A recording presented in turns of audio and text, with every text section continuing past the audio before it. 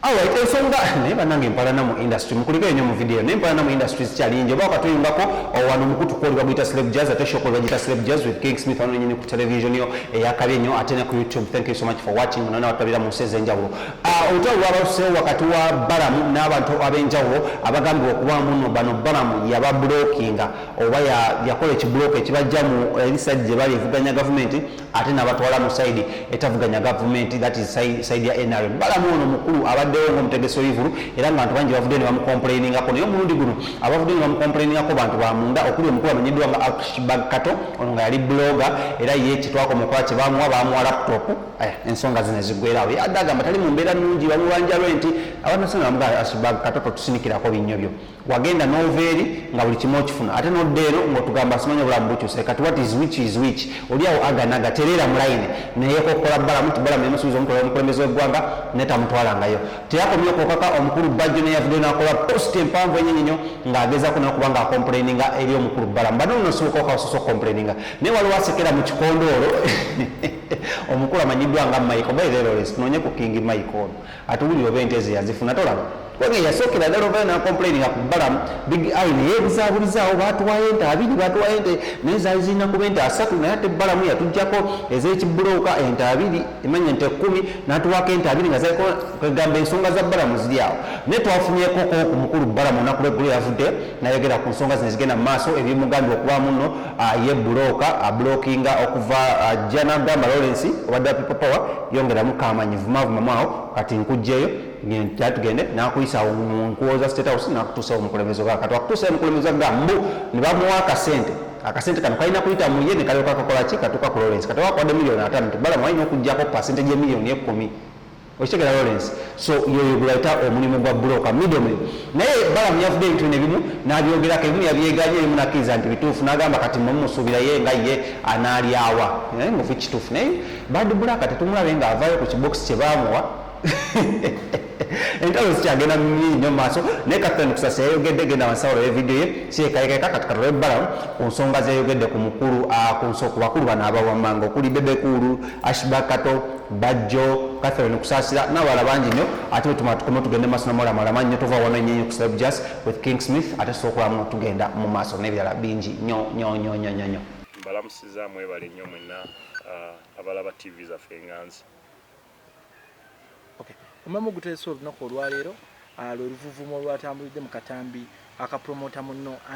Ande Bajjo sanga banyiga Bajjo Events Alfonso buzibu ki era embeera eno yavudde ku ki?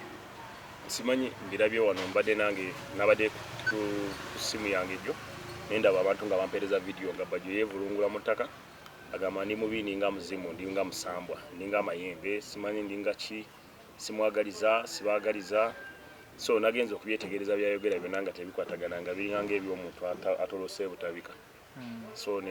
nengamba nja kubaddamu leero nalabye yagambye nti saagaliza naye omuntu ogamba nti toyagaliza nga nze akutute ku nyama nkujje gye basiika amalwa nenkutwala mu mucomo notandika okulya obufumito ogamba nti sikwagaliza ate yaliwa kati aliwa yali gye basika amalwa n'ajja mu NRM. Anyway, obubaka bwange eri mwena abavubuka abalaba TV yaffe ennungi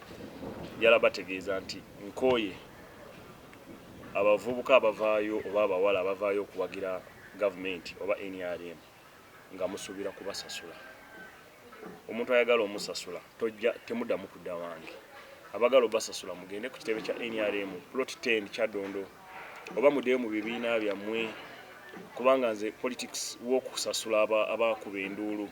oyo politics mukooye buli lw'oyavuwalamu ng'otandika kubukira abantu ovuma abantu so kati Bajjo ayinza okuba nvuma kubanga embeera gy'abaddemu ennaku zino si ki embeera gy'alimu ennaku zino eyungula amaziga si nnungi kati alowooza nti wanvuma Mwami Museveni n'abali eyo bajja kumulaba bagambe Bajjo jangu Balamu yakoze eki naye nga nze sina Bajjo kyemukoze Bajjo alinga muto wange yagambye nti simuziikanga wabanga afudde kati bagambye nze noonya abakuzika abangi n'ab'ekika kyange olumu sibaziika olw'emirimu emingi gye nkola nze nabagamba nava mu nkayana zino ez'okunoonya 10 okuvuma abantu nfune sente nsigenda kubeera mu nkayana za kuvuma abantu kukola ki kufuna sente ate nze sina muntu gwe nkuba lukokola mu nsi kuba siri mukozi wa government ate siri mukozi wa NRM naye ndi muwagizi wa government so mukubiriza mu abagala okwagira mwami Museveni aba abagala okwagira NRM mujje muwagire NRM nga temusuubirayo kubasasula bwe munaba musuubira obasasula mugenda kubeera disappointed nti mpandike bulungi ku NRM bansasule nti oba njogere bulungi ku Museveni nti oba nvume Bobi Wine bansasule Museveni tagenda kusasula mwami Museveni abo banyini bayagala ekintu kyabwe bagenda mu nsiko ne bakirwanirira ne banne ba General Tumwine ba Kano Besigye ba General Muntu ba General Tunyefunza bonna ba General abalobo tafiire ba General Jim Muwezi ba General Matia Chaligonza bo bagenda mu nsiko ne balwana ne batekawo ekintu kyabwe ate bo tebagoberera bya bugagga tovola bakizibu nnyo okutambula mu kibuga nonoonye ennyumba ya mwami Museveni mu Kololo ne bagamba ago maka ga Museveni ag'ekololo yabeera kisozi eri mu Nteeze ate ne kisozi talinayo nyumba y'amaanyi nga zino ezaffe ze tulina ne kati ffe abavubuka right now buli ajja okwagira NRM alooza alina kuweebwa sente bwe batazikuwa ng'ogamba tebampadde sente balamwankubye enkoko lanze siri mukozi wa gavumenti siri mukozi wa NRM ate siri mukozi wa State House sinza asasula sente mu State House ate sinza agaba sente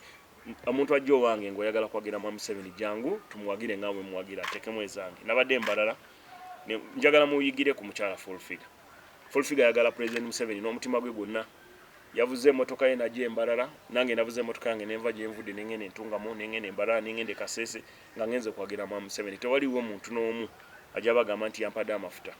nemu abamu mulowooza nti okuvuma abantu nojja n'ovuma Balamu n'okeera ku makyano ovuma Haji Kigongo n'okeera n'ovuma President Museveni nti bagenda kuwa sente politics w'okuba enduulu nga bakusasudde si kyamwagalira simwagalira kodda munoonye abantu abalala but bajavuddeyo n'agamba nti nno omukubye olukokolo oluvannyuma lw'okugenda mu ministries ezimu mu baminisita ab'enjawulo anti nno ng'ogamba nti nno ye Bajjo mutamiivu abeera mu kulya mbizzi yokka kati nagenze mu ministry ezimu nze ni mukozi wa gavumenti kati ugamba nti ali embizi tagirya talina midaala gya mbizi ugamba nti anywa omwenge tagunywa ani atakimanyi nti agunywa so tulekeraawo tulekeraawo ebyobufuzi oba okono n'amanya g'abantu Bajjo wajja nanjogerako obubi abeera yeeyonoona ye mwennyini kubanga nze sigendangako wuwe kumusabaayo siringi 10 Bajjo yajja owange nze sigenda wuwe so njagala abeere serious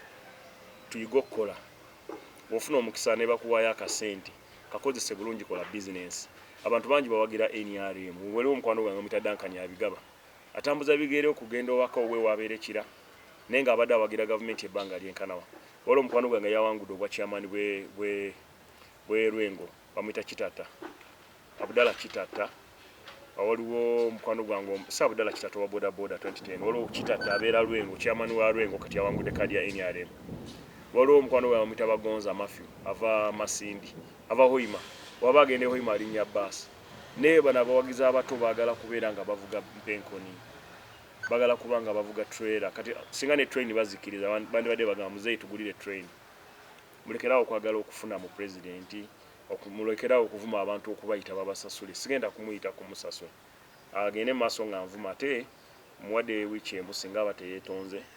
ku bintu bimu byayogedde nja kujeyo obwino bulala mbalage bwino wa Bajjo mbagambe mulabo omuntu mukitani hypocrite mu Luganda mukitani mulabo omuntu omuli wenkwe nja kubaleetera ebiwandiiko mbagambe mulaba bino ebiwandiiko bino kati waliwo omuli wenkwe asinga ono agambye ni simwagaliza n'ekino kikimu kirabye so mwade wiiki emu abe yetondere nze yetondere ne President Museveni kuba yagambye ajja tulekera gavumenti atulekere n'ensi nze ne mwami Museveni mwami Museveni ye president wa Uganda Bajjo si amulonda mwami Museveni president alina abawagizi miliyoni 7 ezamuwadde sigini kyogenda mu kakiiko by'okulonda mwami Museveni abantu abeetabye mu kibiina kye mu primary babadde miliyoni 12 ku miliyoni 22 ezilonda 12 zo zeetabye mu kamyufu kaki ka NRM so ye Bajjo si ayimirizawo mwami Museveni era alekera okuloza mbu ajja kuvuma mwami Museveni amuyita amuwe sente oba amuwamwe kuba president wa Uganda president wa miliyoni 45 oba yagala omuwamwe naye azije mu biboozi by'amalwa n'embizi ate bino byagamba mbu yakusooka mu NRM mbadde temukimanyi bulijjo nabagamba tukola ffenna bulijjo full figure tabagamba nti abeera wa mwami Museveni nga muwakana nze era neebuuzanga mu abagamba nti wapopa yawe mukozi abadde mukozi mu paper power mukozi ate takikugambye sebo siwagambye mbuuza siwagambye nedda mbuuza gwe sebo siwakugambye Kugambye yakusooka kati waba yansooka ate wakana otya mu ngeri ennyangu abadde mbega ndowooza mwaba manyi kubanga abagambye mwalwaki Liiru temumubuuzizza yabbajja okuddamu NRM yali eyimiridde etya kola kirabika yalimu ente eziwera n'endowooza ente eziwera bwe yafunako ezimu ne zifiira mu kkubo kati ndowooza ezifiira mu kkubo alowooza zazikubye nga nziza mu western Uganda ente ezo ziba zafiiridde mu kkubo amataba gabadde mangi ziyinza okuba zagenze n'amazzi ga Lwera naye kati ye muli alowooza nti nza yakoze ki oba ekimuluma kumuleka gundi embalala gye mwagenze mu lutaba embalala buli emu yeetutte nze nagenze ne mukama wange full figure yeetutte buli omu yagenze ku lulwe yes naye nga nze simulinaako mutawaana yanjagaliza kufa anjagaliza kufa yagambye nti ajja kutomera emmotoka nzize emabega atomera aninya omutwe amenye sure nti nfudde nkweddewo nze simwagaliza kufa era nga bwe mubadde mukiwulira buli lunaku abagamba nti alina omwana we gwe yankwasa era nja kusigala ng'omwana oyo nkyamulabirira yes so nze sirina buzibu ndi anko w'abaana be yo batanjagala tebinkwatako lwaki abantu bano bajjo kozesana Ashbag katoba complaining obudde bwe bumu amukulu Ashbag wadde mbo complaining wabanga alina obukakafu kubanga ye yandaze essimu nti bamukubidde ne bamugamba ogenda kunona ssente ezo zifulumiza oba ente ezo ogenda ozifune kati wamala ebbanga nga tazifuna wadde mbo complaining n'ekisinzirawo wa complaining ne wadde mbo complaining okulaba nti afiibwako wabanga talina bwogerero alina kukozesa mukutu gwe complaining naye mbakubiriza ababeere bakakamu ebintu bijja kutereera mukatambi ako ayogera nti omuntu ono ngenda mwabya atukoze bangi ate nga tubadde tulengera abasinga balinga abasonga mugguzi ate nze ndi mukozi wa State House nze siri mukozi wa muzeeyi nze ndi muwagizi wa muzeeyi sibeera nk'omukozi we era sisabangako mulimu mu gavumenti nina masters degree na ne degree eyo sooka na ne degree endala naye sisabangako mulimu mu gavumenti nze neekolera byange ndi mulimi kati ebivulu babiyimiriza kati naze mu kulima nnima bikajjo n'emawogo ente ze zabulira Kwokero House ate nze mbeera Ntinda mbeera Kakungulu Road singa yagambye tezabulidde Ntinda ogamba zabulidde Ntinda Kwokero House office ya president so ndowooza zabuliddemu eyo office nze sirina kyemanyi naye kansabe ndowooza babulabye obubaka abajja muwa mwana mulungi si mubi naye just akwate ebintu mpola mpola kuba bw'oba oyingidde mu famire olina kukwatagana bulungi n'abazadde b'osanze mu famire n'okwata mpola naye mbakubiriza abavubuka mwenna gye muli abajja Ntinda mujjo wange nga temusuubira kubawa mujjo wange nga musuubira kuwagira buwagizi ki gavumenti mujje tuwagire gavumenti nga tewali kyetusuubira naye politics w'okukuba enduulu nkusasule namumaze era simwetaagirako ddala abagala okuba enduulu okuwagira Mwami Museveni nti Balamu agenda tuwa sente nti oba agenda twala batuwe sente sirina sente zegenda kubatwala babawe kiki ekiruma bajjo njala y'emuluma bambi